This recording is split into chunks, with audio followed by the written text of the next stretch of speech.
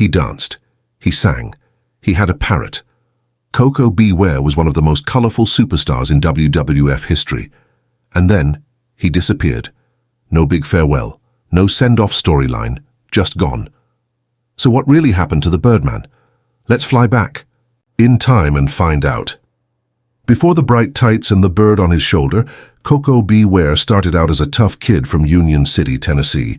He wrestled in the Memphis territory under the name Sweet Brown Sugar, and fans couldn't get enough of his high-flying moves. In the mid-80s, he joined the WWF, and that's when Koko B. Ware was born. He brought energy. He brought flash. And most importantly, he brought Frankie, the parrot. Together, they became one of the most memorable acts in the company. The Birdman wasn't just a gimmick. He had talent. He could move, fly, and sell like a champ.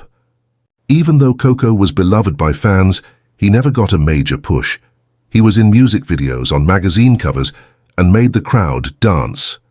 But when it came to championships or main events, nothing. Instead, he was used to put other wrestlers over. He'd show up, get the crowd hyped, then take the loss. Still, fans kept cheering. To them, Koko wasn't a jobber, he was a showman. Here's a fact most fans forget. Koko B. Ware was in the very first match of WrestleMania. That's right, he kicked off history against Tito Santana.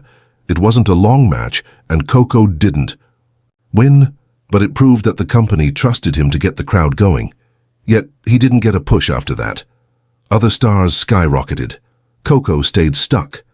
By the early 90s, the Birdman was flying less and losing more. He started being used more and more as enhancement talent. And Frankie the parrot, even he slowly stopped showing up.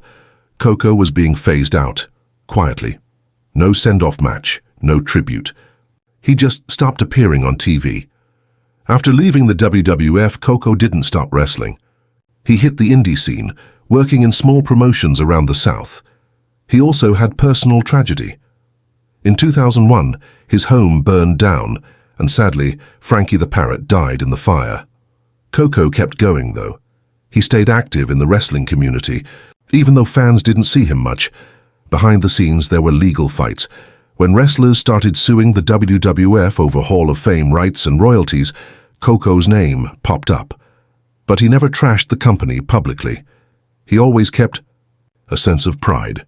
In 2009, the WWF finally called. They inducted Koko B. Ware into the Hall of Fame. Some fans were shocked. They said, "Wait, he never won a title." But others said, "It's about time." Koko's career wasn't about gold belts. It was about character, charisma, and connecting with the crowd. He earned his spot in history. Today, Koko B. Ware lives a quiet life in Mississippi. He makes rare appearances at conventions and wrestling events. And when fans meet him, he's still the Birdman, still smiling, still dancing, still proud of the character he created. He may not have been world champion, but he paved the way for smaller, high-energy wrestlers. Without Koko, there's no Rey Mysterio, no R-Truth, no New Day. He was a pioneer, and he knows it. Well, let me tell you something, brother. You just watched the legendary story of the original high-flying, bird-loving, crowd-pleasing superstar, Koko B. Ware. If this story made your neon headband shake and your parrot do a backflip, then don't just sit there like a jabroni. Smash that like button like it's WrestleMania 3. Drop a comment below and tell us your favorite Koko moment. And if you ain't subscribed yet, what are you waiting for? Hit that bell so hard it rings all the way back to 1987. We don't just tell stories. We drop the legends from the top rope. Oh, yeah.